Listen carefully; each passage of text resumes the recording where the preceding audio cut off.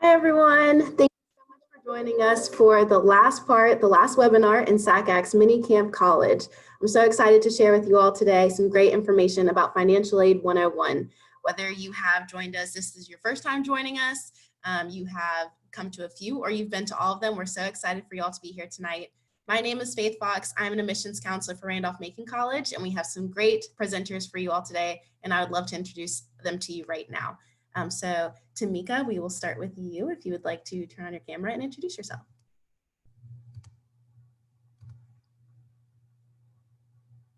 Good evening, everyone. My name is Tamika Ruffin, and I'm with College Foundation of North Carolina. And we provide a lot of services just about getting ready for college, planning and applying to pay for college. So thank you for joining us this evening. Thank you. Megan?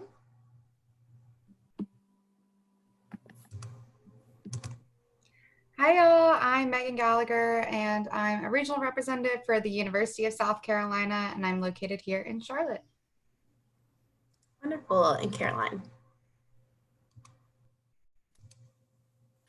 Hi, everyone. I'm Caroline Henry. I'm the Assistant Director for Traditional Undergraduate Admissions at Queen's University of Charlotte. I have the pleasure of working with students from all across the U.S., mostly the greater Northeast region, as well as multiple counties in North Carolina. And we're just so excited to connect with you today and tell you a little bit more about financial aid and its importance in the college decision process. Thank you. All right, so before we get started, I just want to point out that unfortunately we are unable to hear or see our attendees. We still want to interact with you. Throughout the presentation, if you ever have any questions, just press Q&A, which should be at the bottom of your screen, and submit a question, and we will be sure to answer all of your questions. But with that being said, Megan, if you want to go ahead and screen share, and we will get started with the presentation.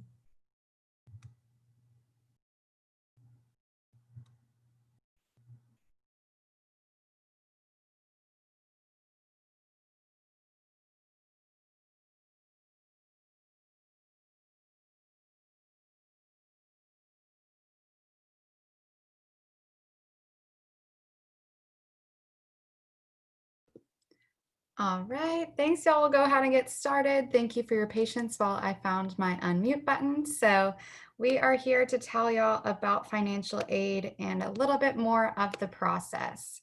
So financial fit is just as important as social and academic fit.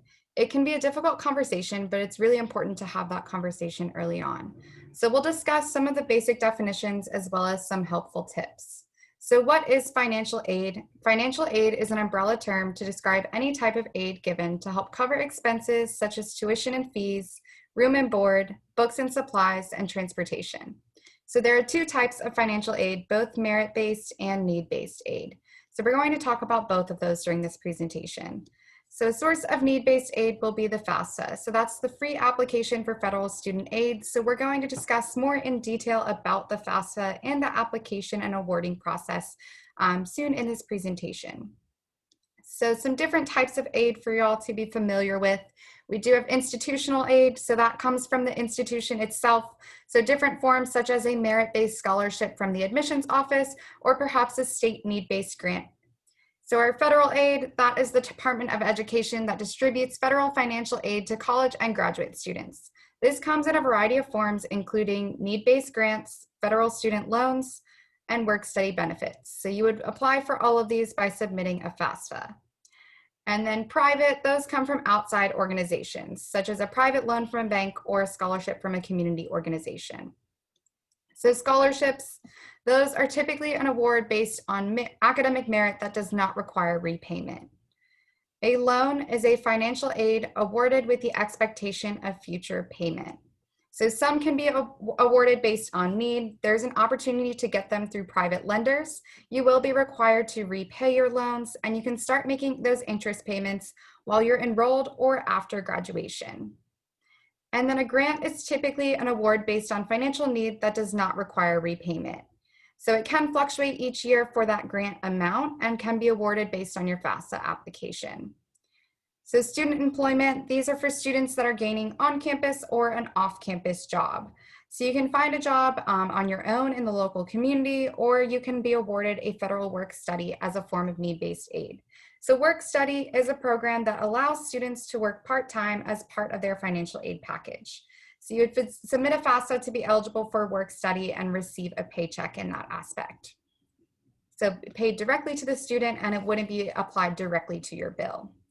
So then we have talent-based aids. So those are the talent-based scholarships, such as for marching band or athletic scholarships, or also other avenues, and some students are able to pursue. However, these are not typically distributed by the admissions office itself. So now I'm going to hand it over and we'll talk about the FAFSA. Okay, great. So we'll talk a little bit about how do you apply for financial aid. So one of the main applications that students are going to use to apply for financial aid is going to be the FAFSA. And this is going to show you the website that you can actually go to apply for financial aid, which is FAFSA.gov.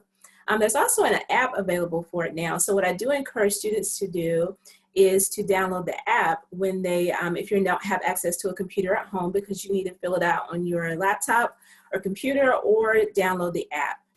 The application for financial aid does not open until October 1st of your senior year. So October 1st is when it will open. And you really have until the whole school year to fill it out. But what I do encourage students to do so that you can be considered for the most money that you can is to apply by October 30th. So it's going to open up October 1st. I encourage you to try to get it in before October 30th. That's just so that you can be considered for the most money that you possibly can through whatever school it is that you're trying to apply to. I do want to mention that during this application process, you're really just filling out one application. There will be a section on there that they're going to ask you, where would you like to have the information sent to? And you can send it to up to 10 different colleges. So if you are applying to multiple schools, which I hope that you are, leaving your options open, it will send all of your application to all of the schools that you list on the FAFSA. And then it will send a copy of that to all of those institutions. If you are admitted to those institutions, they will process your application and send you an award. If you're not admitted, then you just won't hear anything through that process, but I definitely encourage you to put every school that you're applying to on there or even thinking about. But the FAFSA will open up October 1st. Most students, that's going to be the main application that you do, but there are some colleges that require a second application. And the second application is called a CSS profile for short. There are only select colleges that ask for this form. So unlike the FAFSA that's accepted by community colleges and four-year institutions, the CSS profile is only for select colleges. So what I encourage you to do is to go to the College Board website. So they're the people that actually do the SAT, and that's what most people think, that that's all that they do is the SAT, but they actually do also do this particular application for students. So you can go to the College Board website, collegeboard.org. And once you click on the CSS profile, it will show you all of the participating colleges. So you'll know which colleges will participate. If you see your college on the list, then I highly encourage you to complete the CSS profile. If you do not see your college on the list, then you don't have to worry about doing this application at all. It also opens up on October 1st, so it's a good kind of rule of thumb that if you are going to one of those schools that ask for both of these forms, to go ahead and fill them out at the same time. We'll go on to the next one. So this is just to show you kind of a screenshot of what the FAFSA looks like. So after October 1st, you're going to go to FAFSA.gov. The page should look like this. You'll see kind of like where I have the arrow here, kind of going to where the Start Here button is, and that's kind of where you start the process. They're going to ask you to create a username and password, just like they would for every website. They're also going to ask you to create an ID. So this is going to be different than the passwords. You're going to be asked to create a username and password just to log into the site. Then they're also going to ask you to create an FSA ID. This ID is going to be your signature. So at the end of this application, they're going to ask you to sign it. Because it's online, you can't really physically sign it. So what they're going to ask you for is to put in your ID. That will be your signature for this application. So just be sure that when they prompt you to create an FSA ID, that you do that, and that you also try to remember it, because this form has to be renewed every year. So every year you're going to need to remember the username and password, and you're going to need to remember the FSA ID that you're going to need to sign the application with. Because most students do have to have parent information when you fill this form out, the student would need an FSA ID and also the parent. So there would need to be two separate FSA IDs that are registered for. So when they ask you for it, they're going to ask for your parent to create one and also for you, the student. One of the main things that I do want you to know when you come to the FAFSA website and you click on Start Here, they're going to ask you what school year do you want to complete your application for. There's going to be two options out there. One of the options is going to be for the 2020-2021 school year. That sounds right because that's where we are right now. And if you're a senior, then that's where you would think that that would be the correct year. However, the school year that you would need to fill it out for would be for the 2021-2022 school year, because that's when you'll actually be enrolled in college. So just be sure that for one, you check the school year and that you remember your username and password and your FSA ID when you create them for this website. And every year, because you have to renew it, you'll be coming right back to this website. So when you see where it has returning user, you'll come right back to the website. And every October 1st, you'll just come in and update your information from the previous year. We can go on to the next one. The other thing that I wanted to show you, give you an example of, is going to be of the CSS profile. So remember I said this one is just for select colleges, but I did want you to see what it looks like, because when you go to the College Board website, a lot of the information on there is about the SAT and about AP exams and those type of things. And so most people don't even notice the profile. So I just wanted you to show, when you come to the main page of the College Board website, you'll see the very last kind of card over there that has CSS profile. And that's where you'll click on to see all the colleges that ask for it. So if you are curious about whether or not any of your colleges are asking you to do this, you need to do that, you'll click there. One of the things that I will say about the CSS profile in opposed to the FAFSA form is free. So when you go to that website, it's free to fill out. With the CSS profile, they do charge you a fee to complete this application. It is not required, so if you see your college on there, it doesn't mean that you have to do it. They're just highly recommending that you do it so you can be considered for more institutional money through their school. They do have a waiver on this form. So once you go in there and click on it and you want to start filling it out, I would encourage you to check and see if you qualify for a fee waiver, because they do have fee waivers that you can see if you qualify to waive that fee. But if you can't, if they say that you don't qualify for a waiver, it's about $25 to do the form. And depending on how many schools that you have to send it to, they may charge you just a little bit more. But again, it's not required. I just highly recommend that you try to do it just to be considered for the most money that you can. And always check and see if you qualify for the waiver. You can go on to the next one. So one of the things that we get a lot of questions about right now is because you're going to be required to kind of report income on the FAFSA form. And if you have to do that CSS profile, you have to report income on there. So we try to encourage families to still go ahead and do that because of the current climate that we're in right now with COVID-19. Some families are worried about, you know, our income has changed a lot over the year. How are we able to report that to a college? So October 1st, when it opens, the FAFSA form or the CSS profile are going to be asking you questions about your income from 2019. So that means they're asking you about your income from last year. You have to report it, report your 2019 information on there as is. So even if your income has changed a lot since 2019, you still have to report it as is on the FAFSA form. Then what you would need to do is contact whatever colleges that you had that form sent to. You'll want to contact their financial aid office because they have separate forms for families to fill out to explain if something has changed since 2019. And I can imagine that for some of you that may be the case. So definitely be sure that you fill out this special form. So you submit the FAFSA as is with your 2019 information, and then contact the colleges to request a special form to try to explain how your income has changed since 2019. We'll go on to the next one. And so the FAFSA and the CSS profile are the main applications that you're going to be filling out for colleges, because that's kind of how they officially make you a financial offer to come there. But what the colleges are also hoping that you guys do is that you actually do a scholarship application. So there's lots of different ways to apply for scholarships. You hear a lot of people talking about it and encouraging students to do that. So these are kind of like the top 4 places that we like to tell students to kind of cover all of your bases when you're looking for scholarships. One of them is going to be, of course, local scholarships. So these are going to come from small businesses. They may come from a local organization, maybe from a local church.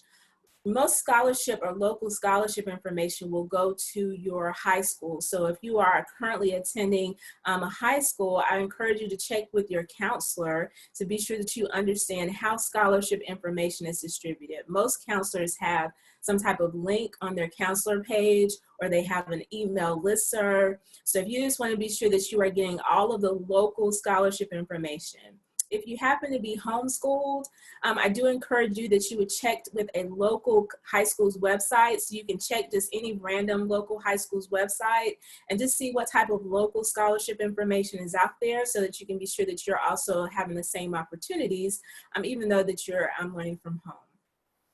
And then another place that we like to tell students to go is to also look for your state scholarships. So every state has scholarships they offer their students. And basically what the scholarship requirements will be is that, yes, you can apply for the scholarship, but if you receive the scholarship, it has to be used in the state that you are a resident of. So you would have to go to college somewhere in your state. If you're considering like one of your state's colleges, these are some places I usually try to encourage people to go, depending on I'm giving North Carolina and South Carolina as an example. For North Carolina, I encourage students to go to cfnc.org if you're a resident of North Carolina. If you're a resident of South Carolina, I encourage you to go to the South Carolina Commission on Higher Education page. They have, they're listed all of the scholarships that students can apply for that are residents of South Carolina. So those would be the main places to go for your state. The other place I encourage students to go to look for scholarships would be through your institution. So all those different colleges that you're thinking about applying to, they also offer academic scholarships, athletics type scholarships, scholarships maybe that you would have to audition for, but there are separate institutional scholarships that are offered through each individual college. And so one of the ways that you can find them, of course, is to go to the college's websites. I typically tell students to either go through the admissions page or the financial aid page, and you will find information about scholarships that you can apply for separately. Now, some of the colleges and some of the separate institutions also have some other forms that you may can fill out to apply for aid there, but the colleges will definitely have their separate scholarship applications. One of the things that I do not want you to admit when you're looking for scholarships to an institution is do not admit that the two-year colleges also offer scholarships. So if you're thinking about going the transfer route, maybe you're going to the community college for 2 years and then transferring on to a four-year institution, community colleges also offer scholarships. So if that's something that you're thinking about, definitely also go to their financial aid page, because they offer scholarships that students can apply for to come to their school. They offer full scholarships just like they do at the four-year institutions. And then you'll also want to do national searches. And these are kind of like the scholarships that people tell you that are just out there. You know, there's lots of scholarships out there, but where's out there? So most of the applications are online. So what I encourage students to do when they are looking for scholarships is to either kind of go a couple of routes. A lot of the high schools have started to collect kind of links that they know students have graduated from your high school, have received different scholarships. So they have links on their counselor pages of places where you can go to look for scholarships. So I encourage you to go to your high school's website under your counselor page just to make sure, because they typically will have links there. Also, a lot of the colleges, when you go to the financial aid page for those different colleges that you're thinking about, they'll not only have their institutional scholarship applications, they typically are going to have links to what they call outside scholarships. And these are scholarships, of course, that you would be able to use anywhere. Most of the financial aid offices kind of generate these lists based off of what students have brought into their college. So I encourage you to go to colleges' websites to kind of find those outside scholarship links that they typically have on their financial aid page. And then another easy way is to just do Google searches. One of the easiest things that people make it a little bit more complicated than what it should be.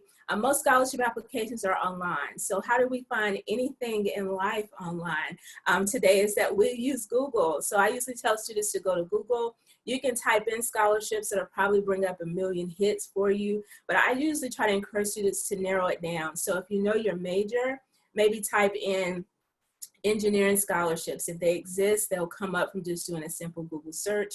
You can make that as narrow or as broad as you like. So use Google and let that be your best friend as you are searching and looking for scholarships. What I encourage students to do today is that as you do find scholarships through, let's say through Google, and you go to their website, most of them have social media pages. And so if I was a high school senior right now and I'm looking for scholarships, all of them are going to have different dates in which they're due. And so that I can keep up when those scholarships come up, I'm going to like or follow their social media pages. So for most scholarship sites, they're going to have a Facebook page and an Instagram page. So I would encourage you that if you find a scholarship that you would like to apply for, but the application doesn't open up until October, or the deadline is not until December, to go ahead and like or follow them on their social media pages, so that when you're just kind of scrolling through there one day, you will have reminders that will come from their site, because they're posting that type of scholarship information on their social media pages. But definitely use the opportunity to apply for scholarships. They will have different dates, but the scholarship season is typically between September and about May. So that's typically the time that you're applying for outside scholarships. Okay, we can go on. And I'll turn it over to Megan. Thank you, Tamika. All right, so now that we've talked a little bit about what the financial aid package entails and how to apply for financial aid, when can you expect to actually have this information in hand? So like many things in life, the answer is it depends. So when you apply for financial aid, or you're applying to receive an admissions decision, you have to be admitted to an institution before they will give you your financial aid package. So you've probably heard many people talk about how applying to a school on the earlier side of your senior year is beneficial. And this is one of the reasons why sometimes the sooner you apply is the sooner you can receive that financial aid information. Now, every single school is going to have a little bit of a different timeline. Some schools will give you your financial aid information in an acceptance letter. Other ones are going to wait till maybe April of your senior year. So it's important as you're going through that process to ask each school and say, hey, I would like to know when I can expect to receive my, financial aid package, and what is the timeline in which you're going to get that information to me. So applying on the earlier side is important, recognizing that each school can have their own timeline. And last but not least, it's also dependent on when you submit the FAFSA itself. So I know that you've already heard that it's important to, kind of go ahead and complete FAFSA once it opens on October 1st. And this is a really important reason. If you apply to a school in the fall, submit FAFSA in the fall, some schools may try to get you this financial aid information in January or February of your senior year. But let's say you decide to wait and submit FAFSA, in March of your senior year. That means you're not going to get your information as early as you might have. It may push that timeline back of receiving that really important information. So it can be a little bit dependent, but the key takeaway here is that you should take advantage of, doing things on the earlier side, like applying in the fall and submitting FAFSA in the fall, so you can get this information as quickly as possible. It's also important to try to go ahead and do FAFSA in the fall, because there are some other things that could come into play, like verification, where a student could be randomly selected to fill out additional information to make sure the FAFSA is, accurate. And so there's some other things in the process that can sometimes be, separate from the student's experience, but we want to make sure we get everything intact and as quickly to you as possible. So just make sure you're staying on top of everything there. Now, once you have that financial aid package and the financial aid information, how do you use this information to your advantage to make the right college decision? And there's really 3 steps, kind of what we would call your next steps that you need to take after you have a financial aid package from an institution. So the first one is meeting with your financial aid counselor. The same way that each school is its own unique place, they're also going to provide you with very different financial aid packages. So it's important to understand what each one means and how it would be affecting the financial component at that school. And so meeting with a financial aid advisor can really help you understand the nuances of that financial aid package, make sure you're understanding all the terms, and really give you the confidence that you need to move forward within the decision-making process. It's also important for you to understand costs. And this is one reason meeting with a financial aid advisor is really important. And then last but not least, using the financial aid package to help you determine the right fit. So let's talk a little bit more about understanding costs and the kind of conversations you should have with a financial aid counselor. So let's move to the next slide. Awesome, thank you. So understanding costs is incredibly important as you're considering schools. I have found that many students, when researching institutions and deciding to apply, really take into consideration tuition costs. And this is a great place to get started. However, it's incredibly important for students to understand that there's a difference between the cost of tuition and the cost of attendance. So when you're considering the cost of tuition, you're really just taking into consideration the actual cost of the education and instruction that you're going to receive at that institution. However, when you attend a school, the tuition is not the only cost that you're going to be paying. And so it's important to understand the overall cost of attendance. The cost of attendance is going to include tuition and fees. Fees could be things like orientation fees, parking fees, general fees, etc. It also includes the cost of room and board. And room and board can greatly vary. It can vary based on, if you're living on campus or if you're living off campus. It can change based on what residence hall you pick or what meal plan you pick. So it's important to understand your options there. And then last but not least, the cost of attendance would also include things like your books for classes, transportation costs. This could be, gas to drive to campus, or even, flights to go back and forth from home for the holidays if you're moving to a school much farther away. It can also include things like personal spending money. And so it's important to understand that the cost of attendance is much more of what you're actually going to be paying to attend an institution versus just the cost of tuition. Understanding these things is one of the reasons it's very important for you to meet with that financial aid advisor. They're going to help you understand the differences between, maybe the cost of living in different residence halls versus taking advantage of different meal plans, etc. So you want to make sure that you have a clear understanding of what cost you're going to be taking on. Now, how do you use this cost information to determine the right fit? So we can change slides. Thank you. So as you're kind of understanding a final cost, it's important to note that that financial aid package you get is just for that first year. That's one reason that every single year you're going to resubmit FAFSA and get a different financial aid package for freshman through senior year at that school.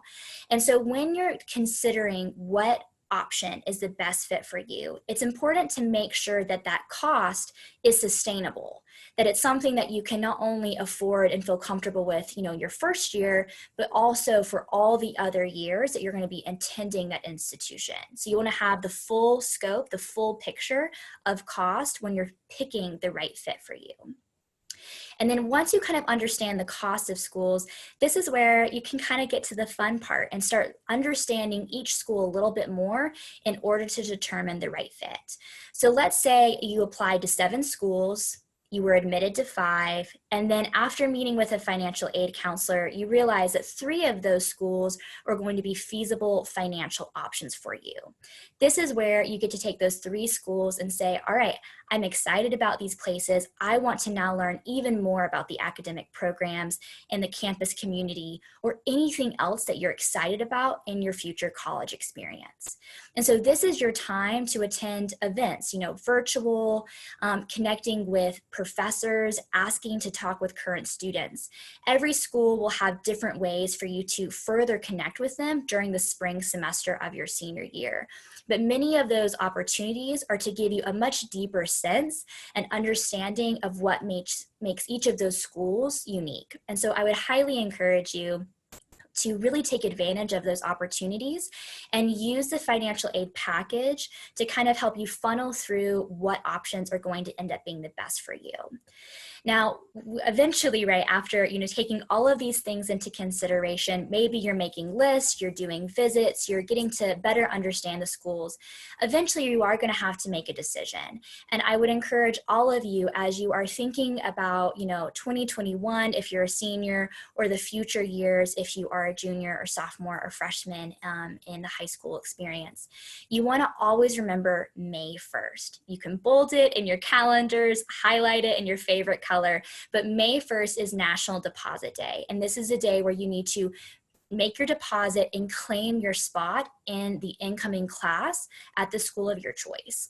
After May 1st, some schools every once in a while will let you continue to make that deposit later on in the summer, but traditionally speaking, you need to make this decision by May 1st if you want to claim that spot and not be put on a waiting list. So it's very important for you to remember. And so now that we've talked about all of these things, what are some other questions or takeaways that you should have as you can really start walking through this process?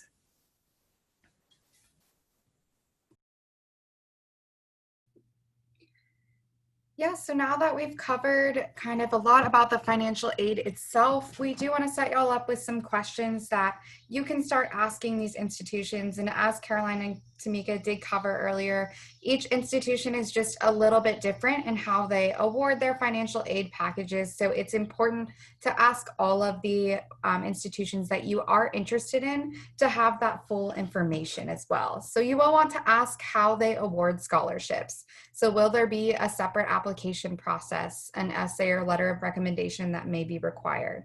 Any further information that the university would need to make those decisions? What types of financial aid are offered to students? Another question, if I'm admitted, when can I expect a full financial aid package? So definitely making sure that you know when to expect that, when those things are coming down the pipeline, so you are fully prepared to make those decisions when the time is right too. So if I get a work-study job, how many hours will I be required to work per week? So kind of seeing how you'll be able to manage that with your schoolwork and responsibilities, both inside and outside of the classroom. And then another question, do you offer a tuition payment plan that lets me pay college bills in monthly installments over the academic year? What fees are charged for this service? So some institutions will have that option for the payment plan. There can be a fee charged for that service. So it's important to ask so that you do know the differences between each institution as well.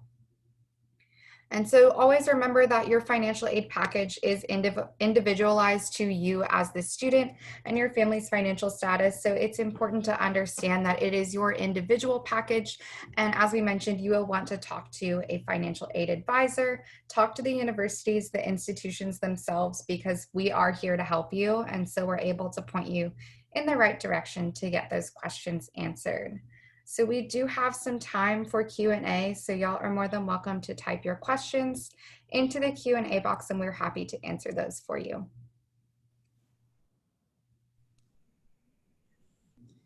All right, well, while we wait for some people to submit questions, I just want to say thank you to Caroline, Megan, and Tamika for working on this presentation and putting together all the information to share with everyone. We've had some questions submitted, but be sure to submit other questions that you have. Let's see. Megan, if you want to go ahead and stop screen share, and then we'll go into gallery view. Perfect. Wonderful. One question we can discuss is, can you all describe the difference between athletic scholarships at a D1 college versus D2 and how D3 handles athletic scholarships?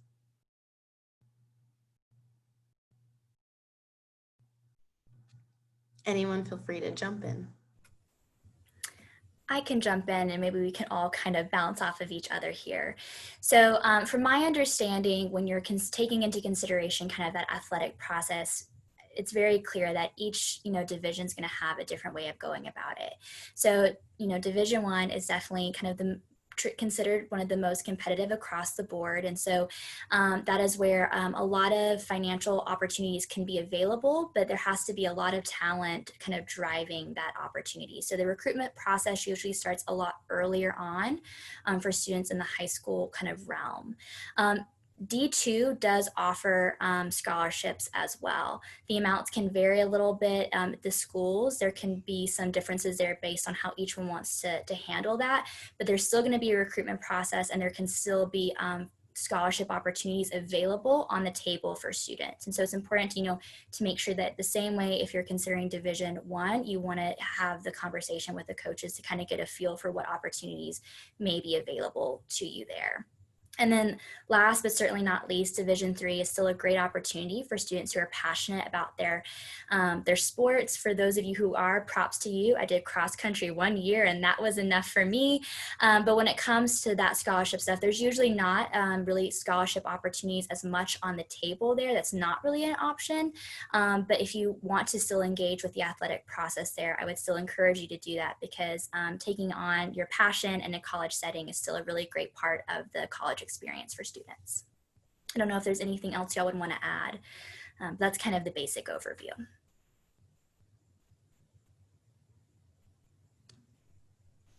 I think that was a great overview. Thank you. Someone asked, if there's a second child in college, does the parent still complete one FAFSA? I'm unmuted, so please, Tamika, go for it. I was going to say, I was trying to answer it in the chat too, but yeah, you would. So each child has to do their own individual FAFSA. As the parent, though, you would be putting your information, your same information on each child as application, but they each have to do a separate application. One of the things I'll tell you, though, if you already have a student that's in college, you've already done the FAFSA, at the end of it, it's going to ask you, do you have another child in college? And at that point, if you say yes, it will go automatically start a second application, and it will have your information entered in there as a parent. And all you would have to do is put that second child's information in for the student. They each have to have their own separate application. Thank you.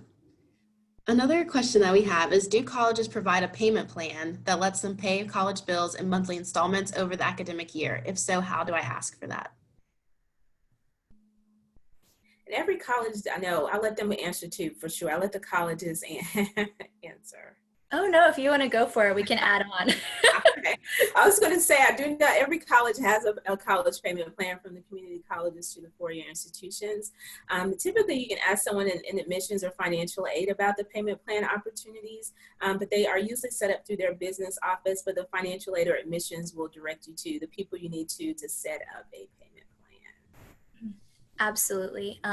Going off of that, that's one of the reasons it is so important to have that conversation with a financial aid advisor, to ask that question, because each school is going to have a different process to set up that payment plan, and different schools can have different timings. So some, it could be every month. For others, it could be every other month. And so it's important to understand, again, those differences, but that is absolutely an option, but understanding the details is important. So you just want to ask each school, the financial aid advisor or the admissions counselor. Never hesitate to send a good email and just let us know what you need. Thank you. Another question is, what is need-blind admissions, and how do I know if a college uses it?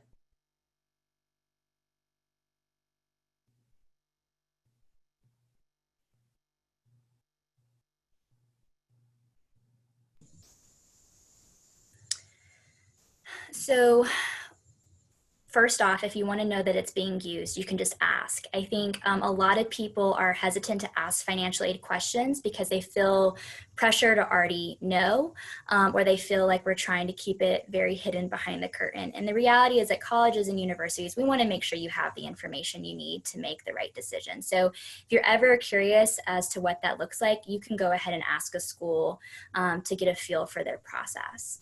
And then just to clarify the first portion of the question, it was, what was it exactly? I want to make sure I got it right. Need-blind admissions. Mm-hmm. So when it comes to need-blind admissions, from my understanding, pretty much what this means is when you're kind of going through the application process and admissions decisions are being made regarding, like, acceptances, deferment, etc. The idea here is, are they taking into consideration what you would need in order to afford the institution? So rather than taking into consideration all the financial pieces, it's much more just on the application process itself. All right, we got some more questions submitted.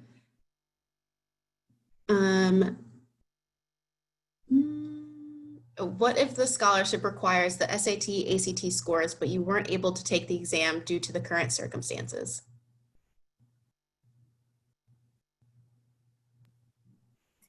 I see this would definitely be a time to ask the colleges about what their process is for this year, because they are using the test optional option for a lot of the admissions for their schools.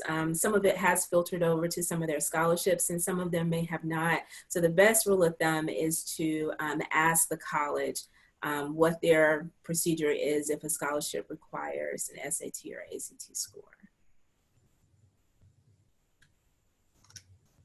Yeah, kind of jumping off of that, it's definitely really important, especially this year and the coming years, to ask the institutions how things have changed in light of current circumstances, because with test optional policies, that does typically filter into the scholarship awarding policies. So I know I can speak to South Carolina's. We have a test optional policy.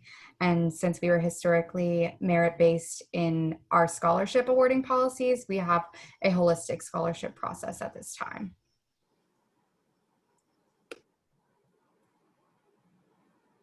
Thank you. Feel free to submit any more questions. We're down to our last one, but I will just ask this. Is a financial aid package the same each year you attend the college? It can be different from year to year. The information that you're providing on your FAFSA is based off of kind of like your family's income and your family dynamics. So if something was to change in your family dynamics, or if something was to change in your family's income, it could possibly change your award for the next year. But most colleges try to keep them consistent if there has not been a change in your household. But it is a possibility in some situations that it could change from year to year. All right. Well, I think that brings us to our last question. So we're all wrapped up with our last webinar of SACAX Mini Camp College. Thank you guys all again for presenting all of that information. Before I say goodbye, I do want to say a special thank you to Abe Desi and Laura Clark for being the best teammates and helping put all of this together for you all. It's been a great time, and we really appreciate you guys tuning in for these webinars. We hope that they were helpful, and they are recorded just as a reminder, so feel free to go on SACAC's website and you'll be able to watch not only the recording, but all the rest of the webinars that we have done over the summer. So thank you guys all so much for attending. Maybe have a great rest of your night, and take care. Bye. Bye, everyone.